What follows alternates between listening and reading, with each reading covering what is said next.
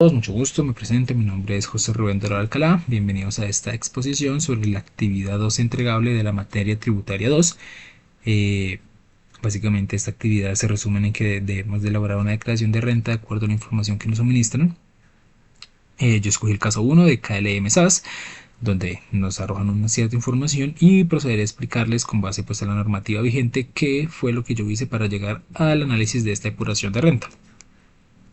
Básicamente el primer paso que yo hice fue construir el balance con base a la información que nos suministran en este documento de la información del entregable. Vamos por partes. Punto número 1. Nos hablan sobre las inversiones que tenemos a 31 de diciembre. Cuenta 1125. Aquí nos básicamente, perdón, hago un inciso. El formato que yo utilicé es el siguiente. Número de cuenta, detalle de la cuenta, saldo inicial, débito, crédito, saldo, columnas de depuración de ajustes fiscales. Recordemos que al momento de elaborar nuestra declaración de renta solamente debemos llevar los saldos fiscales. Después esto se basa básicamente que nosotros como contadores sujetos a la norma colombiana vigente debemos de hacer cierta depuración a estos rubros, ¿vale? Y por último una observación donde indico el renglón en el que va esta información, o en otros casos como vemos por aquí abajo el artículo mediante el cual yo me justifico por qué tomo ese gasto, por qué hago un ajuste, por qué hago lo que estoy haciendo, ¿vale? Y el renglón en el que se encuentra. Básicamente, por ejemplo, en el primer punto tenemos que son las inversiones. Yo aquí los estoy colocando con base en la información que me están suministrando. Ajuste fiscal que pues en este caso no va a haber. Y se va al renglón 37. Para sí mismo después poder revelarlo aquí. Igual todo esto está formulado. Está formulado a esta página de validación, consolidación, depuración. Más adelante les explicaré qué es eso. Entonces, teniendo esto en mente, continúo. Punto número 2 nos habla sobre los costos contables sobre los activos que nosotros tenemos, terrenos, edificaciones, muebles y enseres. Hago ciertos ajustes fiscales dependiendo pues a lo que nos entrega el ejercicio. Como podemos ver, en terrenos el costo fiscal es de 514, pero el costo contable es de 273, por ende hago un ajuste fiscal de 241 millones. Aquí una vez desgloso hacia qué renglón tiene que irse dirigido esto, vale. Por último, después de pues reportar aquí todos los activos que nos indican en esta tablita que nos suministran, también tenemos el tema de una columna de depreciación que está a una cuenta distinta. Esto se va a una cuenta 5160. Aquí lo que hice fue una suma de toda la depreciación acumulada que tenemos aquí. Le hago un pequeño ajuste fiscal, pues porque acogiéndome yo al artículo 137 del Estatuto Tributario, nos dice que el valor de la depreciación del periodo deberá ser equivalente a máximo el 2.22% del costo histórico del activo. Es decir, no el resultante después de los ajustes fiscales, sino el histórico, es decir, el que tenga en contabilidad. Por ende, el costo histórico que es de 886 millones.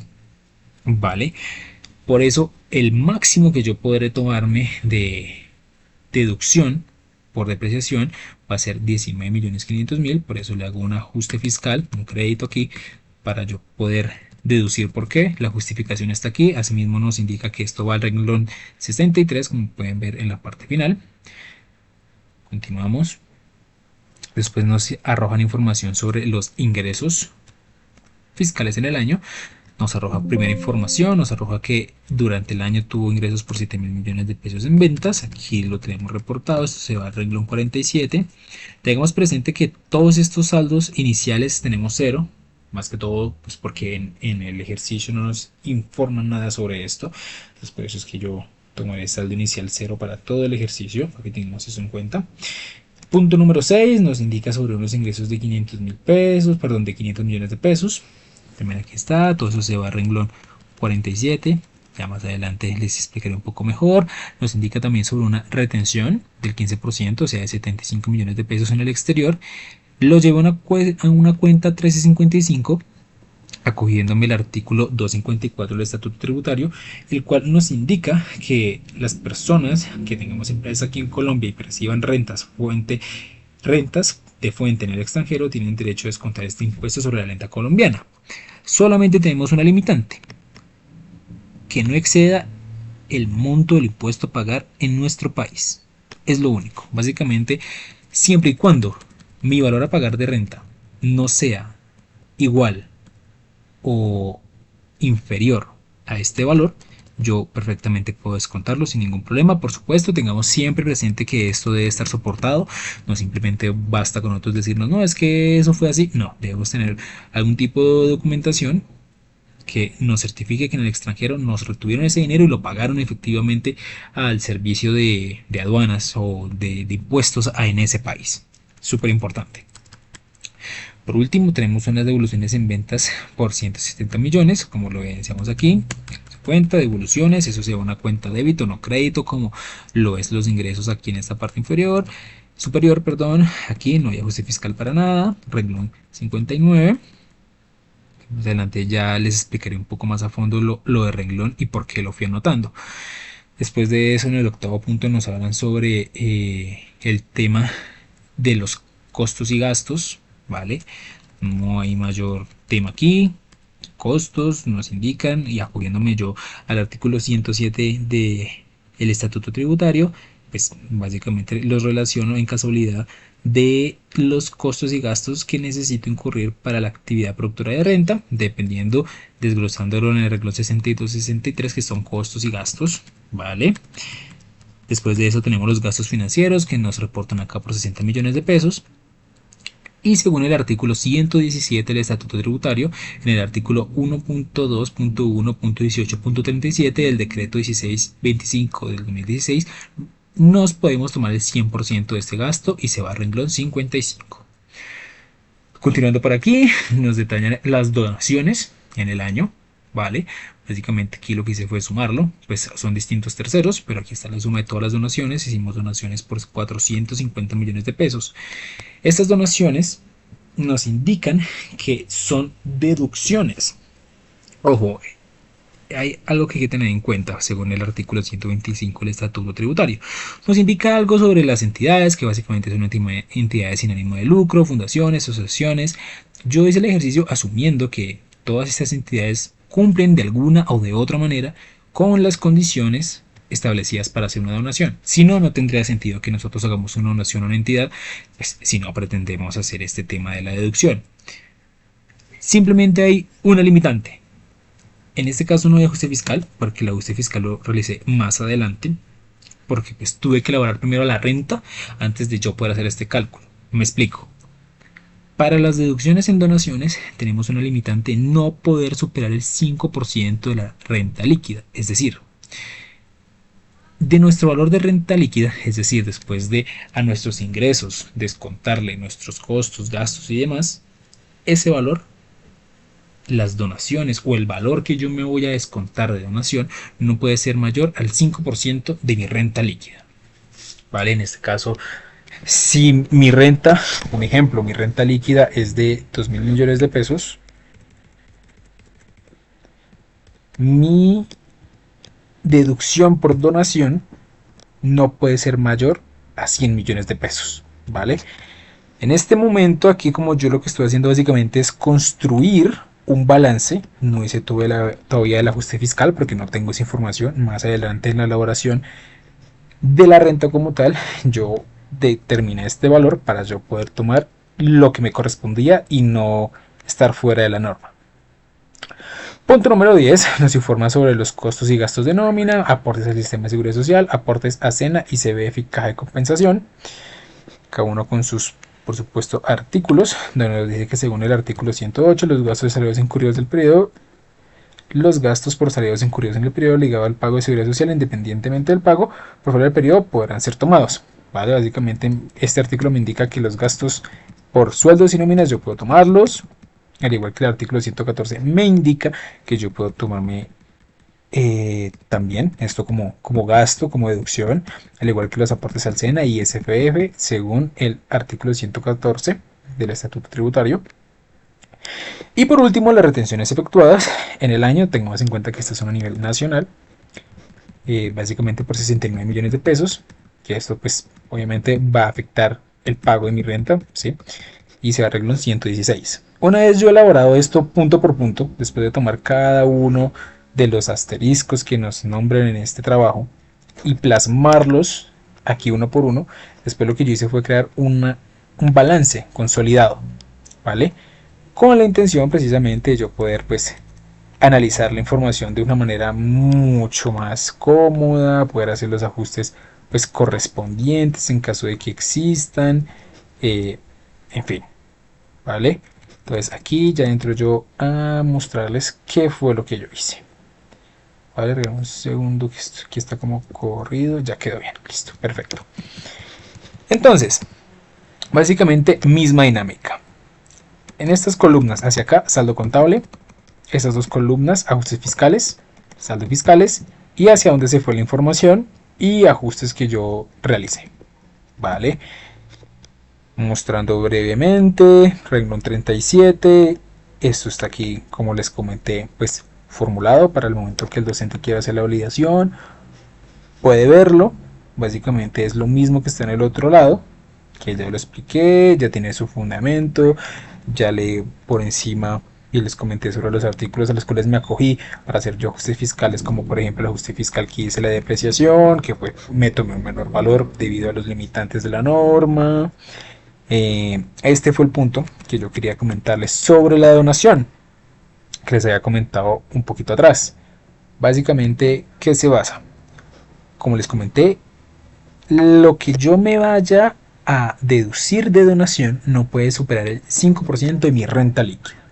Para eso yo hago este cuadrito de acá, ¿vale?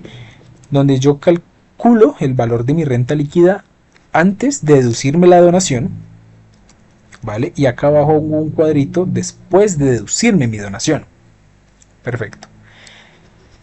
Básicamente aquí tengo una columna con toda la información contable y aquí otra columna con toda la información fiscal. Después de todas las depuraciones que yo tuve que hacer, tuve que analizar, mirar.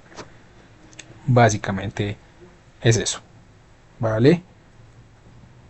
Como podemos evidenciar en esta parte de acá, nos da que de información, regálame un segundo por favor.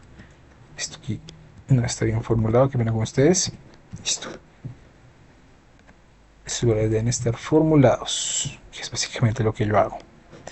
Entonces, como podemos ver, por supuesto, basándonos en información contable, pues la utilidad, que es lo mismo que la renta líquida, ¿vale? La utilidad es básicamente la renta líquida, que es tomar los ingresos menos los gastos y costos incurridos.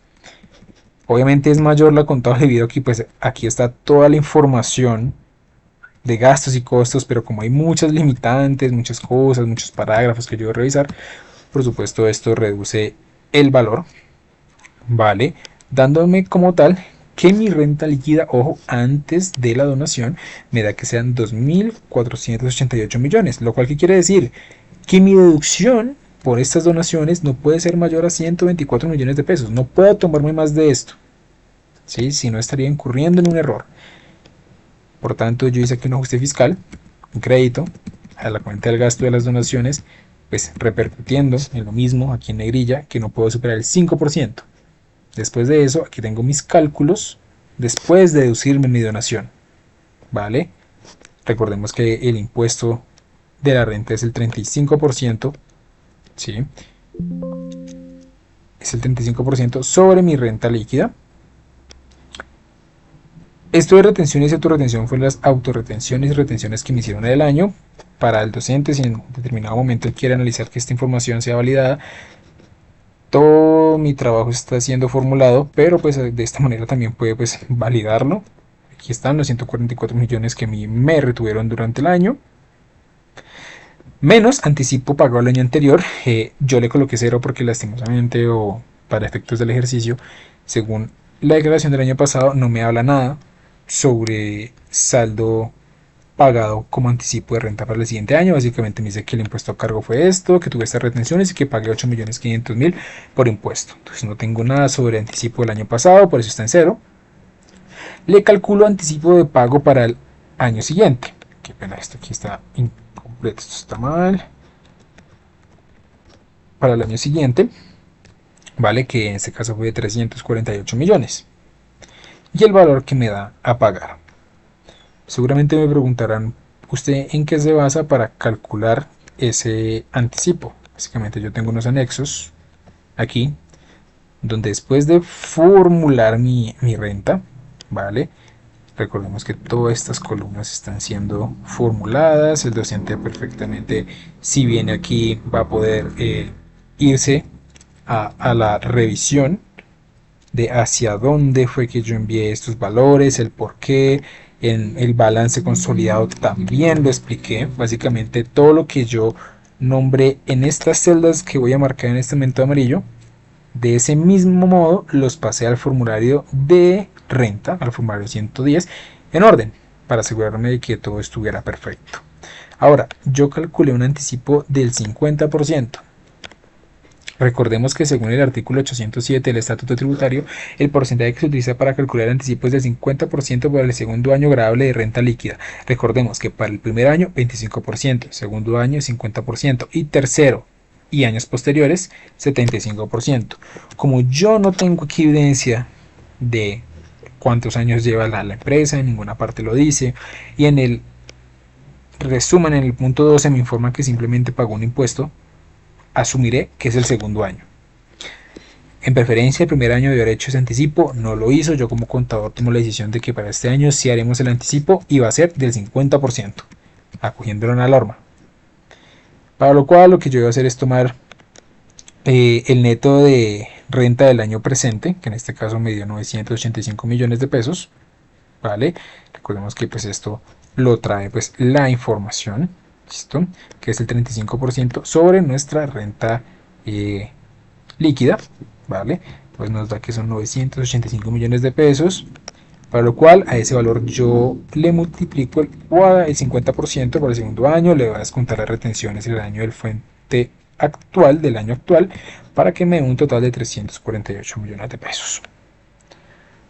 Una vez realizado esto, me da que la renta para este año me va a dar un valor a pagar de 1.189.547.067. Tengamos presente que esta renta básicamente da un valor elevado debido al anticipo, básicamente nuestra renta. En determinado caso que uno quitara este valor, pues la renta me baja sustancialmente, pues básicamente 348 millones. Pero recordemos que la norma es clara y debemos pagar este anticipo si la pretensión es seguir en ejercicio con nuestra empresa. No siendo más, espero haber sido lo suficientemente claro. Detallé los artículos en las partes más importantes, ¿de acuerdo? Junto con su renglón en esta parte de acá para cuando el docente vaya a hacer su revisión. Eso sería todo por el momento. Les agradezco por la atención prestada. Les deseo un feliz día.